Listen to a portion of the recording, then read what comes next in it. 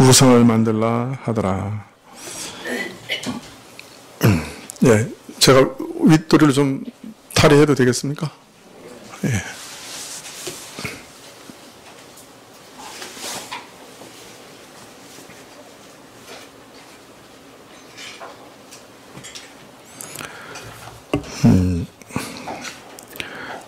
계속 계시록을 연결해서 강의하지 못하고 조금씩 이렇게 몇 시간씩 이렇게 자꾸 빠지게 돼서 여러분이 연결하는데 좀 어려움이 계실지도 모르겠습니다. 요한계시록 12장 13장에서는 하늘에서 일어난 거대한 전쟁, 영적 전쟁에 대해서 말하고 있고, 또 이것이 인류 역사의 가장 하이라이트라고 할 수 있습니다. 그리스도를 대적하여 이 땅에서 그리스도가 태어나고 또 사역하는 모든 일들을 좌절시키려고 마귀가 계획했지만 마귀는 철저히 패배하게 되었습니다. 그 여파로 하늘의 전쟁에 대해서도 패하여 사단은 땅으로 내어 쫓기게 되었던 것이죠. 그리스도에게 결정적으로 패배한 사단은 하늘에서 쫓겨났지만 그래도 포기하지 않고 계속해서 그리스도를 낳은 여인을 신령한 예루살렘을 계속 핍박해서 무너뜨리려고 했습니다. 그러나 이 일이 여의치 않게 되자 이제는 세상에 남은 여인의 후손, 곧 하나님의 계명을 지키며 예수의 증거를 가진 성도들과 더불어 전쟁을 벌이고자 하였던 것이죠. 자, 사단이 그 여인의 남은 후손들, 성도들과 이 땅의 성도들과 어떻게 싸우려고 하는가? 그것은 짐승을 출현시켜서 싸우려고 했습니다. 첫째 나타난 짐승은 바다에서 올라왔는데 이것은 이 세상의 거대한 정치적 권력을 상징하는 것이었죠. 아주 포악한 정치적인 권력, 제국과 같은 그런 정치적인 권력을 상징하는 것이었습니다. 이 짐승은 하나님을 대적하고 회방할 뿐 아니라 특별히 성도들과 싸우려고 하였는데요. 이 짐승의 권세가 얼마나 대단한지 이 짐승 중 한 머리는 죽었다가 다시 살아나는 것 같은 일도 일으켰습니다. 이것은 부활하신 어린 양 그리스도를 모방하는 것이라고 할 수 있겠죠. 이런 사단의 강력한 세력이 42달 동안 내내 온 땅을 휩쓸며 짐승이 그 권세를 휘두를 것이라고 하였고, 이로 인해 성도들조차 이들과의 전쟁에서 패배하기까지 할 것이다. 그래서 온 세상이 짐승의 권력을 추종하며 마귀를 경배하게 될 것이다 라고 알리고 있습니다.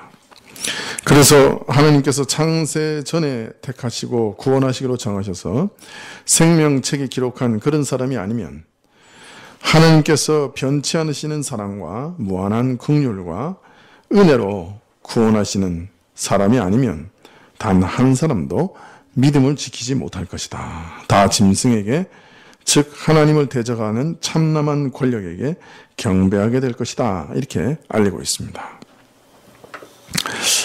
오늘 말씀에는 첫 번째 이상에 이어서 두 번째 이상을 요한이 보게 되는데요. 또 다른 짐승이 땅에서 올라오는 광경을 보게 됩니다.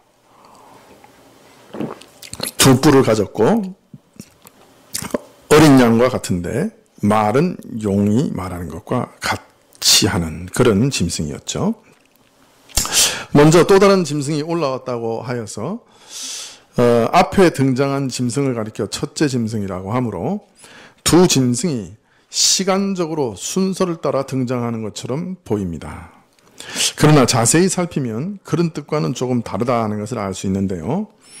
우선 처음 짐승에 대해서 말하기를 42달 동안, 즉 마지막 환란 시대 내내 활동할 것이다 이렇게 말한 만큼, 처음 짐승이 죽어 없어지고 난 다음에 또 다른 짐승이 출현해서 처음 짐승의 권력을 이어가는 것이 아니라 첫 첫 짐승과 그 다음 짐승이 함께 공존하면서 서로 공조하는 것이다 하는 것을 이해할 수 있습니다. 왜냐하면 처음 짐승 자체가 42달, 그러니까 예수님의 초림과 재림 사이에 거의 계속해서 존재할 것이기 때문에 이 두 짐승은 공존할 수밖에 없는 것이죠. 또 두 번째 짐승이 땅에서 올라왔다고 말하고 있는데 이것은 하늘이나 땅이나 여러 곳에서 한꺼번에 출현하는 것을 암시한다고 할 수 있습니다. 그래서 두 짐승의 등장 순서는 시간적 순서와는 무관한 것이다. 다만 연이어 서술한 것은 요한이 그 환상을 본 순서일 뿐이다. 이렇게 말씀드릴 수 있겠습니다. 처음에는 이런 짐승을 보고 그 다음 환상에는 이런 짐승을 봤다. 이렇게 볼 수 있는 것이죠. 그래서 이 권력이 출현하게 될 어떤 시간적 순서를 이것을 통해서 말하고자 한 것이 아니요. 먼저 보이신 짐승에 대해서는 처음 짐승이라고 부른 다음 그 다음에는 둘째 짐승이라고 하지 않고 또 다른 짐승이라고 한 것도 시간적 순서를 말하는 것이 아니요. 두 짐승이 함께 공존한다 하는 것을 간접적으로 암시하는 것이라고 할 수 있습니다. 어린 양같이 두 뿔을 가졌다고 하는 것은 참 권세 있는 참 죽었다가 다시 살아난 앞의 짐승에 비길 만한 강력한 권세를 가진 자다 하는 것을 보여주는 말이요. 또 어린 양 같은데 용처럼 말했다 하는 말은 어린 양 같은 모습으로 가장해서 인류를 구원하는 어떤 메시지를 전달하는 그런 거짓 선지자로 사람들을 속이는 자라 하는 것을 뜻하는 것이라고 할 수 있습니다. 12절에 보면 저가 먼저 나온 짐승의 모든 권세를 그 앞에 행하고 땅과 땅에 거하는 자들로 처음 짐승에게 경배하게 하니 곧 죽게 되었던 상처가 나은 자니라. 큰 이적을 행하되 심지어 사람들 앞에서 불이 하늘로부터 땅에 내려오고 이렇게 얘기하고 있습니다. 얼핏 보면 두 번째 짐승은 첫 번째 짐승에 예속되어 있는 것처럼 보이기도 합니다. 짐승 앞에서 처음 짐승 앞에서 권세를 행했다 이렇게 얘기하고 있고 처음 짐승에게 사람들로 경배하게 했다 이렇게 얘기하고 있습니다. 이 말을 얼핏 이해하면 나중에 나온 짐승이 먼저 나온 짐승을 섬기는 위치에 있다 하는 느낌을 받기 쉽습니다. 특히 이후에 계시록에서 이 두 번째 짐승을 거짓 선지자라고 말하고 있고 또 이 짐승 앞에서 행했다고 말하고 있고 큰 이적을 행했다고 해서 이 둘째 짐승은 이전 짐승의 선지자로 첫째 짐승을 섬기는 종속적인 위치에 있다 하는 인상을 받기 쉽습니다. 아마 대부분의 주석가들은 그렇게 추석한 걸로 알고 있습니다. 그러나 먼저 나온 짐승의 모든 권세를 둘째 짐승이 행했다라고 제일 먼저 강조하고 있기 때문에 사실은 두 짐승이 어떤 종속적인 관계라기보다는 동일한 권력을 마귀로부터 받아 동일한 권세를 휘두르고 있다고 보는 것이 옳을 것입니다. 본질적으로 동일한 권력을 가지고 동일하게 역사하고 있는 것이죠. 그래서 두 짐승의 권력이 다르지 않다. 본질적으로 다르지 않다. 둘 다 사단으로 받은 권세요. 둘째 짐승의 권력이 처음 나온 짐승의 권력에 뒤떨어지지 않는다. 이렇게 이해하는 것이 옳을 것입니다. 그러면 왜 종속적으로 보이는가? 그것은 두 권력의 본질과 목적이 동일하기 때문에 나중에 나온 권력이 이전의 권력을 부인하지 아니하고 오히려 견고히 세우려고 하고 있기 때문에 그렇게 보이는 것일 뿐이요. 서로 동일한 권력이요. 뒤에 나온 짐승이 앞의 짐승에 결코 뒤떨어지지 않는다 하는 것을 이해해야 할 것입니다.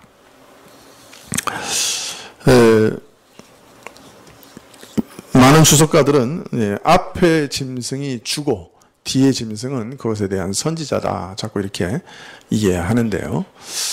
성경에는 분명히 그 모든 권력을 다 두 번째 짐승도 가지고 있다라고 얘기하고 있어요.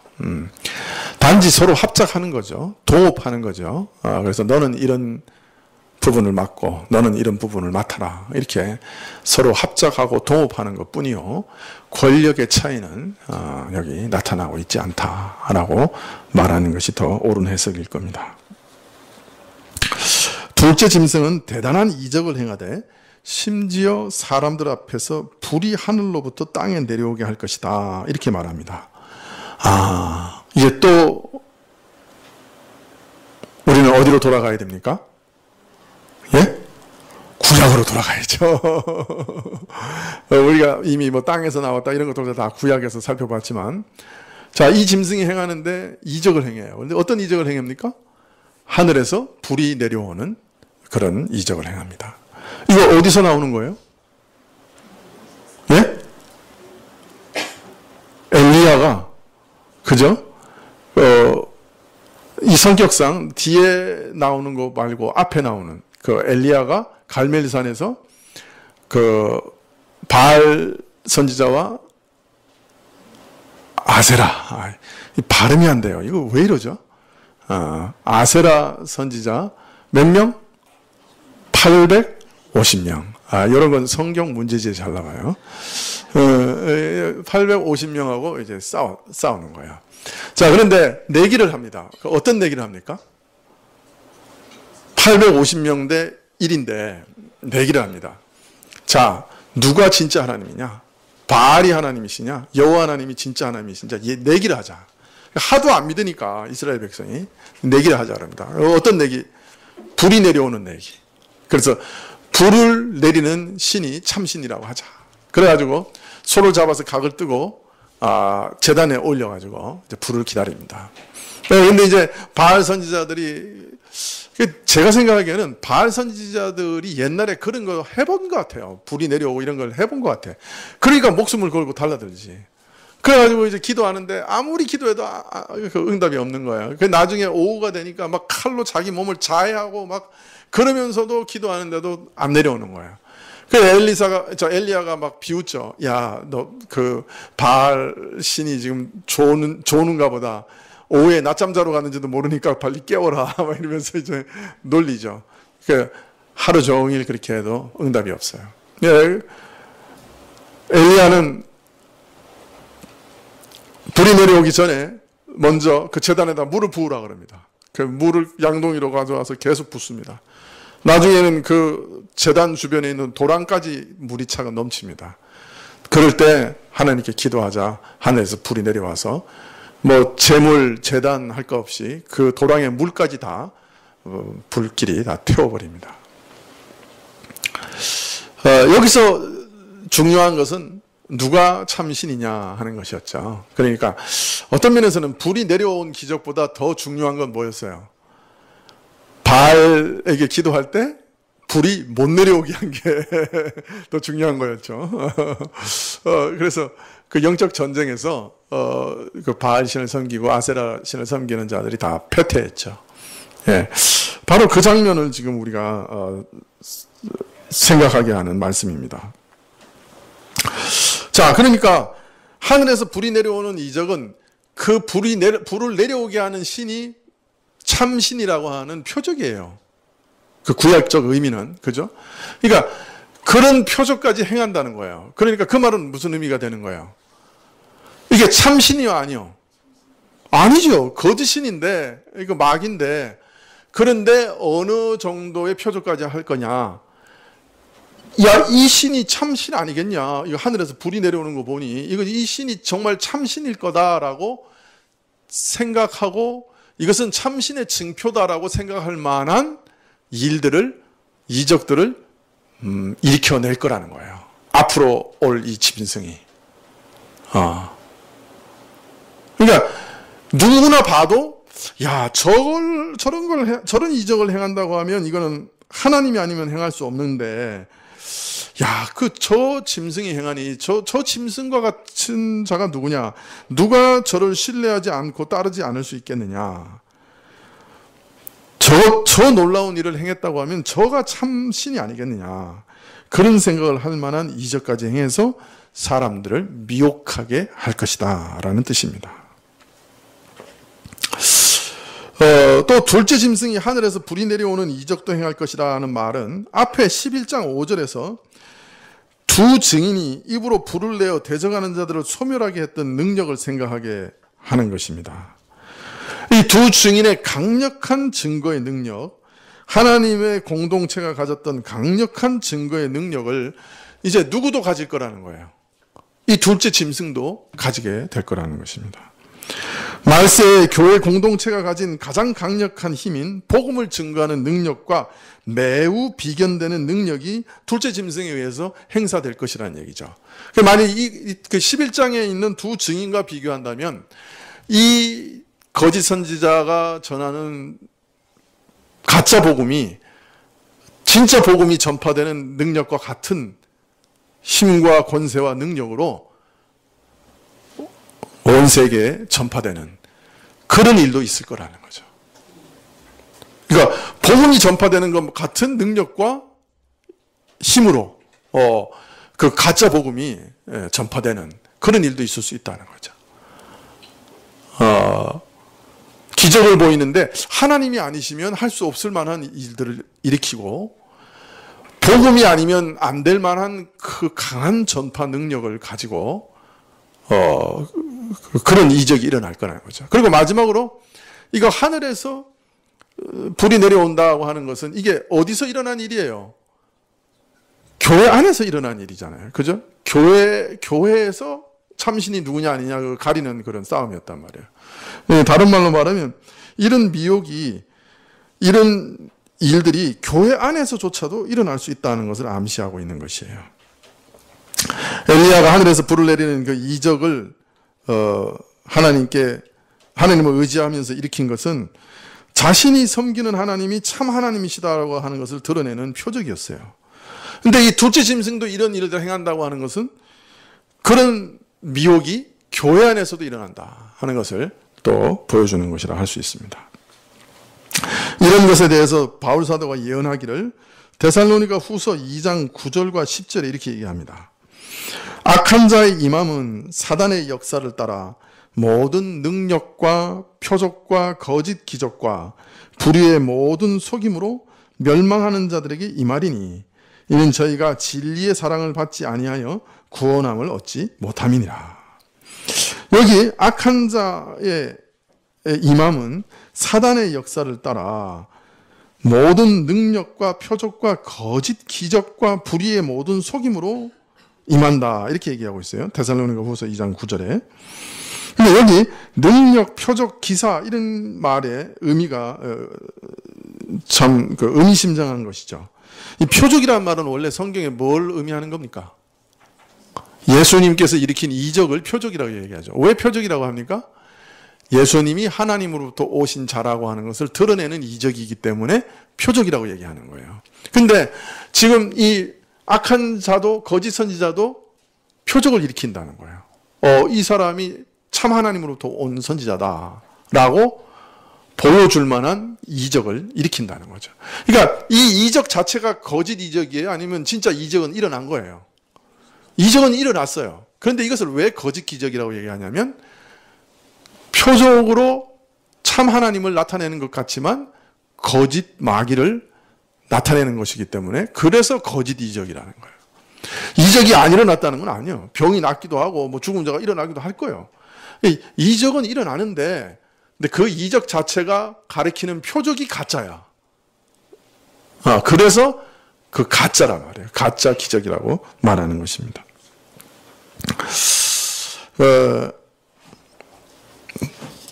그래서 거짓 능력과 표적과 기사란 말은 눈속임이라는 말이 아니라 굉장한 능력으로 실제 이적이 일어났지만 그것은 하나님의 능력이 아니라 사단의 능력이요. 하나님을 나타내는 것이 아니라 거짓 마귀를 하나님으로 드러내는 것이기 때문에 거짓 표적이다. 그렇게 말할 수밖에 없는 것입니다. 데살로니가 2장 10절에 불의의 모든 속임으로 멸망하는 자들에게 이 말이니 이는 저희가 진리의 사랑을 받지 아니하여 구원함을 얻지 못함이라. 자, 이렇게 온갖 특별한 이적을 행하니까 사람들이 그 속아서 다 따라가는 거예요. 옛날에 그 박태선 씨가 한강 백사장에서 설교할 때 손가락을 하늘로 탁 들면 손가락 위에 불이 팍팍팍 튀었다는 거예요. 그거 다 봤다는 거예요, 사람들이.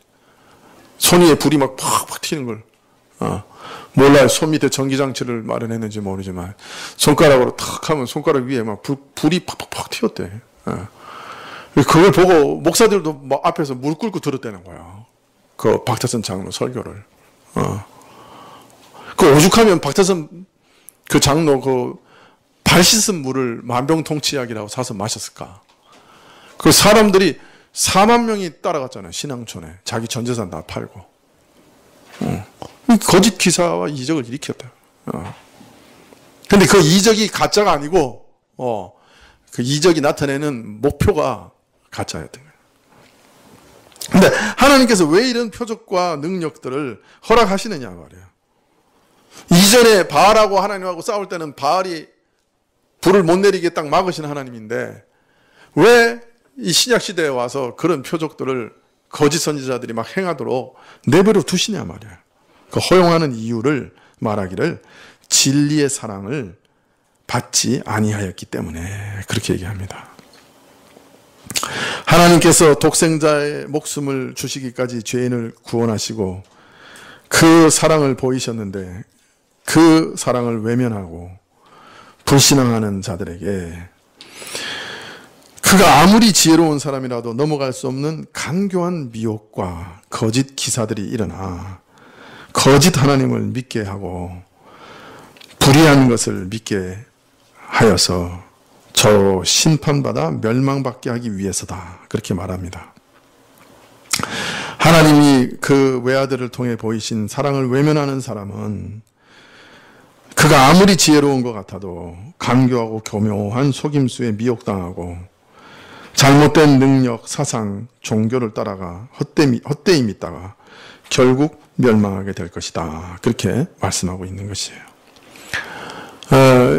독생자를 보내신 그 아버지의 사랑을 깨닫고 믿는 것이 그리 참 중요한 것이에요. 그것을 거절하면 그가 아무리 지혜로운 자도 미혹에 빠져서 곁길로 가게 되는 것이죠. 이처럼 둘째 짐승은 모든 이적과 능력, 표적을 동원해서 사람들을 교회 안에서조차 미혹할 것이고 이적적인 증거든지 매우 논리적으로 비상한 이론이든지 사람이 꿈에도 생각하지 못할 일들을 사람이 도저히 할 수 없는 일들을 행해서 사람들을 향해 자신을 증거하고 미혹시킬 것이다. 그렇게 말씀하고 있는 것입니다. 교회 바깥에도 하나님을 방불하는 특별한 일들이 일어날 거예요.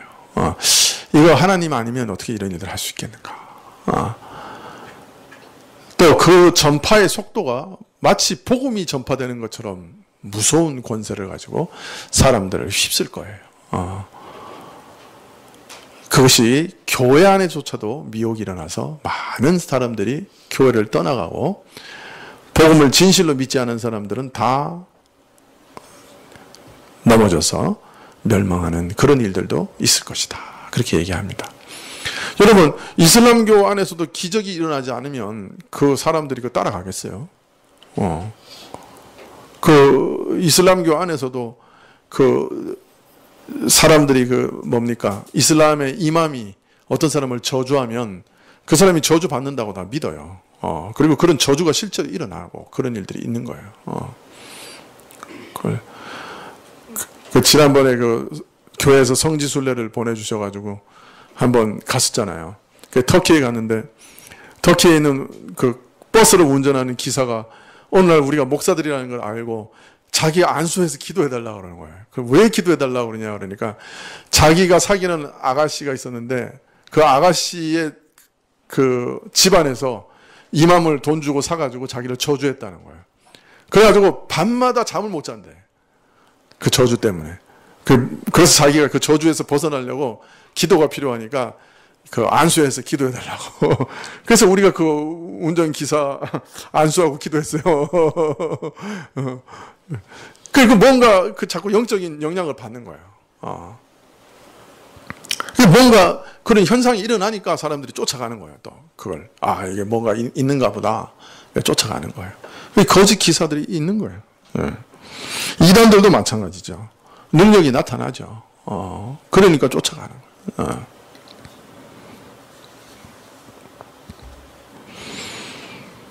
자, 이 짐승이 사람을 미혹하는 구체적인 방식과 형태에 대해서 14절에 이렇게 얘기합니다. 짐승 앞에서 받은 바 이적을 행함으로 땅에 거하는 자들을 미혹하며 땅에 거하는 자들에게 이르기를 칼에 상하였다가 살아난 짐승을 위하여 우상을 만들라 하더라. 이 둘째 짐승은 마귀의 권세를 받아서 대단한 일을 행하는 첫 짐승을 가리키며 저 짐승이 죽었다가 다시 산 것을 보라. 다 죽었다고 했는데 이제 다시 살아난 것을 보라. 죽임을 이기고 극복하는 권세와 능력을 가진 존재이니 그리스도의 권세인들 이것을 능가하랴. 이것은 신의 능력이니 짐승에게 이런 권력을 준 마귀야말로 신이 아니겠느냐 하는 것을 선포합니다. 이렇게 부추기며 짐승의 권력을 신격화함으로써 사람들을 미혹하게 할 것이라고 알리고 있습니다. 사실 그것이 과학이든지 철학이든지 종교이든지 아니면 특정한 정치 세력이든지 어떤 민족과 국가이든지 다양한 형태로 나타날 수 있겠습니다만은 한결같이 스스로 하나님의 지위와 역할을 하려고 할 것이다 하는 점에서는 동일한 것이죠. 즉 하나님과 같은 역할을 하게 하고 그러한 우상을 만들고 그것을 하나님 대신에 섬기게 하는 그런 일들을 할 것입니다. 북한도 가만히 보면 김일성, 김정일, 김정은 신이죠. 그리고 그 신을 떠받치는 주체 사상이라는 것이 있어요. 사상, 교리가 있어요. 그리고 기적이 있어요. 거기도 솔방울로 수류탄을 만들고 나뭇잎을 타고 강을 건너고 그 기적을 만들어내는 거예요. 하나의 종교죠. 그래서 신, 교리, 기적 그 다 있는 종교예요. 요새는 새로운 기적을 만들고 있어요. 미국까지 도달하는 미사일.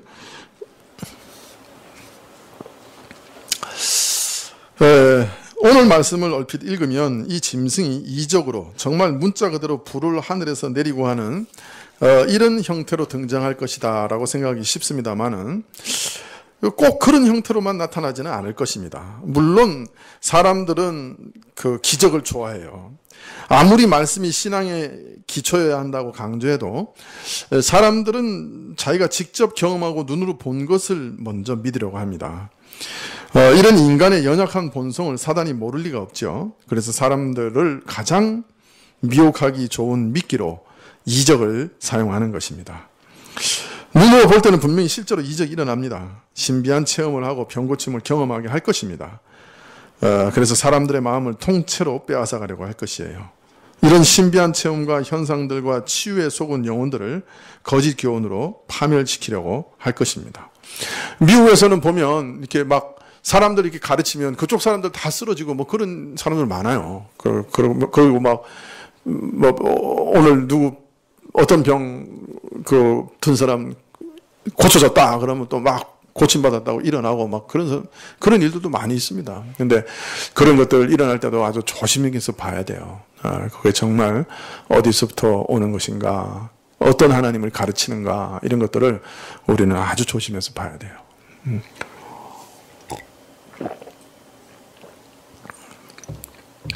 자, 그러나 사단의 그 우상숭배 그리고 이적 이런 것들이 이런 고전적인 그 이적들만 사용하는 것은 아닐 겁니다. 사단이 우리를 미혹하는 방식과 방법은 이런 고전적인 방식보다 훨씬 더 간교한 것일 거예요.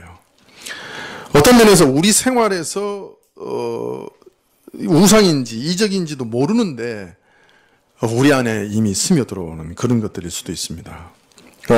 우리 삶에 너무 중요하고 결정적인 영향을 미쳐서 우리도 모르게 그것을 지배되고 조종되는, 그래서 하나님을 떠나 하나님 아닌 것을 맹신하여 쫓게 만드는 일들이 일어날 수가 있습니다. 그것이 예술일 수도 있고 철학일 수도 있고 사상일 수도 있고 정치일 수도 있고 거짓 종교일 수도 있지만 매우 다양하게 일어날 수도 있다, 그렇게 생각을 합니다.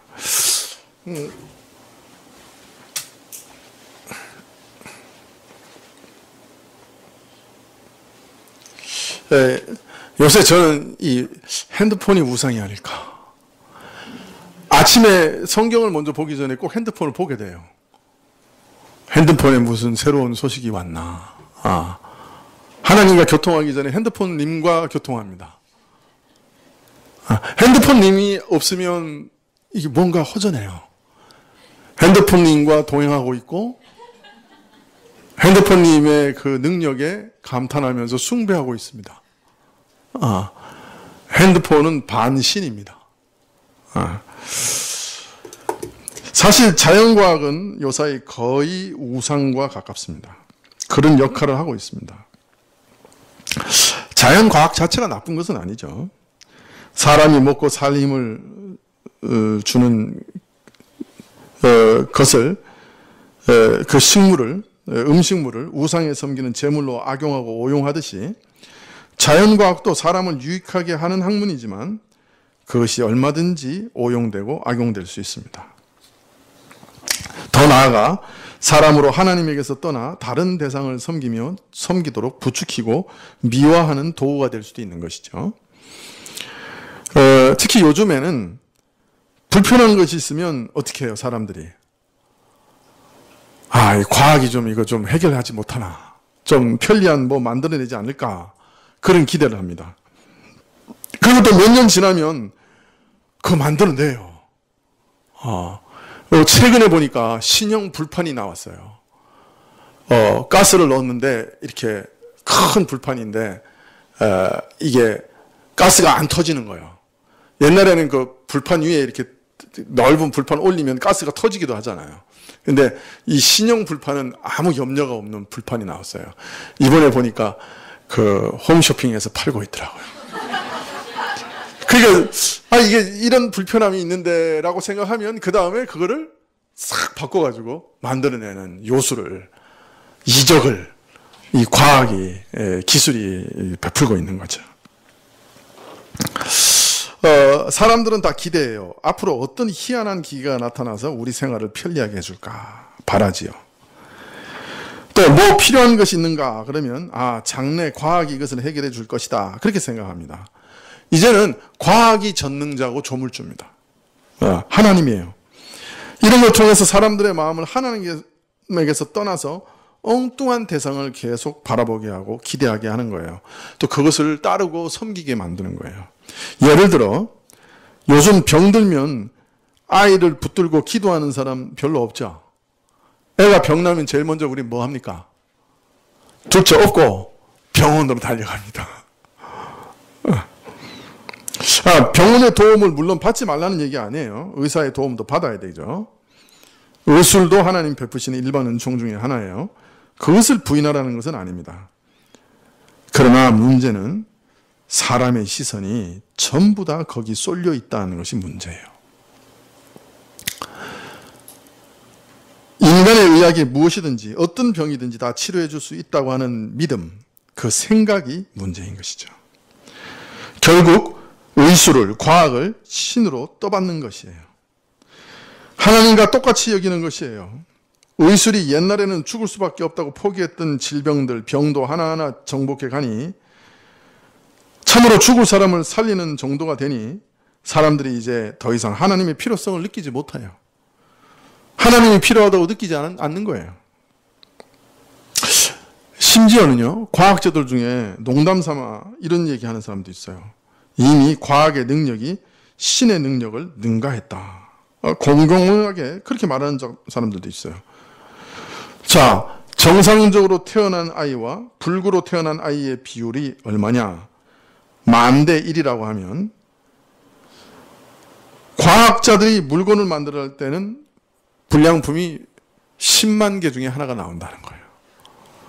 하나님이 창조하셔서 만들어내는 인간들은 10,000명 중에 1명이 불구가 나온다면 과학자가 만들어내는 것 중에는 10만 개 중에 하나가 잘못된 게 나온다. 그렇기 때문에 과학은 이미 신을 능가했다. 이런 잡소리를 하는 과학자들이 있어요. 농담이지만 이런 얘기해요. 이런 오만한 생각이 유전자 조작을 통해 생명 현상을 바꾸는 일에 도전하기도 하고 심지어는 이제 새로운 생명을 창조하겠다고 나서기도 합니다. 그래서 섣부른 말이긴 하지만 인간은 이미 신의 경지에 이르렀다. 아니 그런 날이 멀지 않다. 이렇게 장담하는 미련한 과학자도 없지 않습니다. 이제 사람들은 하나님 없이도 얼마든지 살 수 있으며 오히려 하나님이 없어야 더 즐겁고 풍요롭다. 아무 간섭받지 않고 거추장스러운 것 없이 살 수 있다. 이렇게 여깁니다. 하나님 없이는 살 수 없다고 믿는다는 신자들조차도 이런 과학의 혜택 없이는 살아갈 수 없다고 생각하면서 살아갑니다. 목사도 컴퓨터의 도움이 없이는 설교를 작성할 수 없다고 생각하면서 살아갑니다. 이 카카오의 도움이 없이는 목회를 할 수 없다고 생각하면서 살아갑니다. 사람이 만들어낸 과학이 우상이 됩니다. 하나님을 대신하는 것이 된 것이죠. 그래서 사람들이 지금 가장 꽉 붙잡는 게 뭔지 아십니까? 목숨을 걸고 붙잡는 게 뭔지 아십니까? 돈이에요. 돈만 가지면 다 살 수 있다고 생각해요. 그래서 병 딱 나면 그 다음에 제일 먼저 딱 생각하는 게 뭡니까? 돈이에요. 신자도 중환병에 걸렸다는 소식을 들으면 목사가 제일 먼저 묻는 질문이 보험 들었냐? 이게 요새 저의 모습이에요. 그게 뭘 붙잡는 거예요? 하나님을 붙잡는 거예요? 다른 걸 붙잡는 거예요?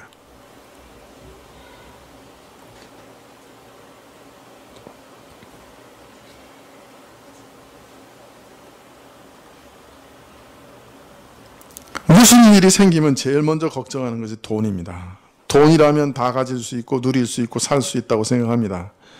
그래서 전부 돈의 혈안이 돼서 살아갑니다. 병이 생겨도 무슨 문제가 생겨도 돈이 해결할 수 있다고 생각합니다. 돈 있으면 병원에도 가고 의사도 구하고 피할 길을 낼 수 있다고 생각해요. 그래서 걱정이 있으면 다 돈 걱정으로 귀착이 됩니다. 귀결이 돼요.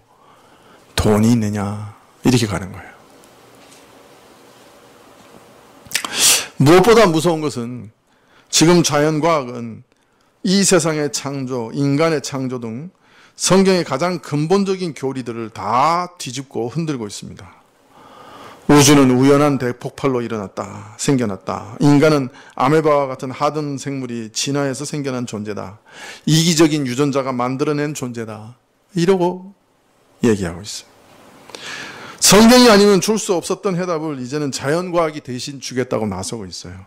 물론 거짓 이론입니다만은 이런 이론들을 만들어 세계관을 변화시키고 심지어는 교리를 변화시키려고 해요. 그래서 수많은 사람들이 이런 과학의 거짓 교리를 믿고 미혹당해서 신앙에서 떠나고 있는 것이죠. 아이들이 진화론을 배우면서 교회를 떠나는 일이 얼마나 많겠어요. 사실은 이미 과학은 인간의 우상이 되었어요. 하나님 대신에 인간을 구원할 이적을 만들어낸다고 사람들은 생각하고 있어요. 과학뿐입니까? 이런 것이 수도 없죠. 과학은 하나의 예에 불과하죠.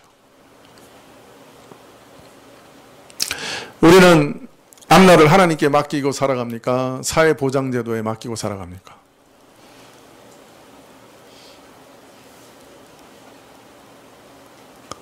사회보장제도 좋은 거죠. 그러나 사실은 그것을 믿고 하나님을 믿지 않으면 그것이 큰 문제죠.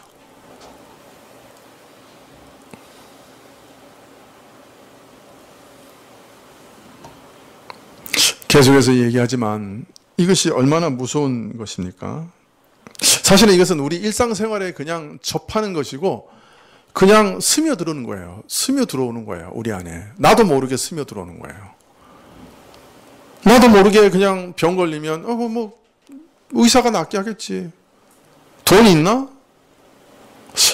저 사람 보험 들었나? 이거부터 생각나는 거예요. 그걸 무릎 꿇고 하나님, 성도가 이렇게 지금 중환병에 걸렸으니 하나님 치료해 주십시오. 저희 영혼을 먼저 지켜주십시오. 이 기도가 안 나오는 거예요.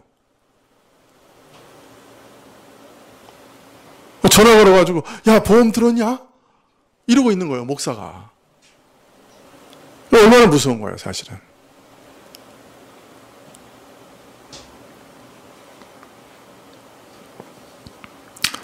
너무 일상생활에 접하는 것이기 때문에 을에 그런 것이다 생각하기 쉽지만 사실 이것이 무서운 핍박이에요. 이것이 신자들의 영혼을 아주 무섭게 핍박하는 거예요. 이론으로 핍박하고 이데올로기로 핍박하고 거짓 기적으로 핍박하고 거짓 믿음으로 미혹하는 거예요. 과학이 그렇게 대단한 것이면 왜 공동묘지가 아직 유지되고 있는지 모르겠어요.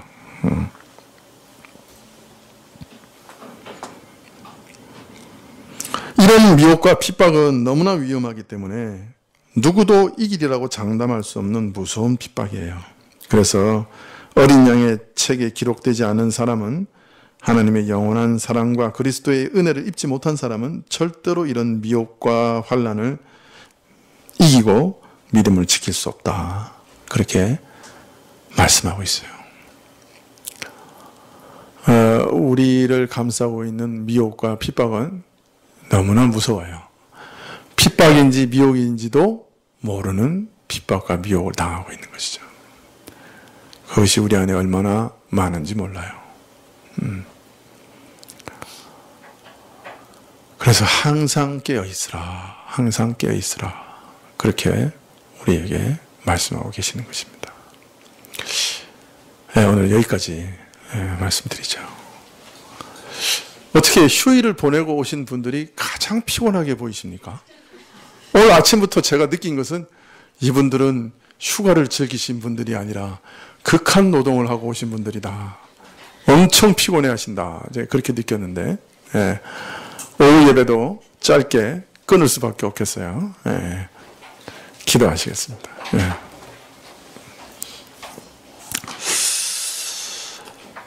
아버지 하나님, 우리를 둘러싸고 있는 삶의 환경 속에 참 이 두 짐승, 무서운 권력의 핍박과 무서운 이데올로기, 거짓 교리, 거짓 이론, 거짓 철학, 이 무서운 참 짐승들의 공격이 날마다 쏟아지는 삶인 것을 우리로 깨어 알게 하여 주시옵소서. 참 하나님을 부정하고 하나님을 회방하는 이론들과 능력들이 도처에 횡행하는, 아니 마지막 때가 되어 더욱 더 기성을 부리는 이런 때에 우리는 낙심하기 쉽고 패배주의에 빠지기 쉽고 참 주저앉아 참 침륜에 빠지기 쉽습니다. 아버지 하나님, 우리를 구원하여 주십시오. 주의 전능하심을 더욱 드러내시사 우리로 이 두 짐승과 싸워 이기게 하시고 승리하게 하옵소서. 예수님의 이름으로 기도합니다. 아멘. 주님 가르치신 기도로 예배를 마치겠습니다. 하늘에 계신 우리 아버지시여, 이름이 거룩히 여김을 받으시오며 나라의 임하옵시며 뜻이 하늘에서 이룬 것 같이 땅에서도 이루어지이다. 오늘날 우리에게 일용할 양식을 주옵시고 우리가 우리에게 죄 지은 자를 사하여 준 것 같이 우리 죄를 사하여 주옵시고 우리를 시험에 들게 하지 마옵시고 다만 악에서 구하옵소서. 대개 나라와 권세와 영광이 아버지께 영원히 있사옵나이다. 아멘.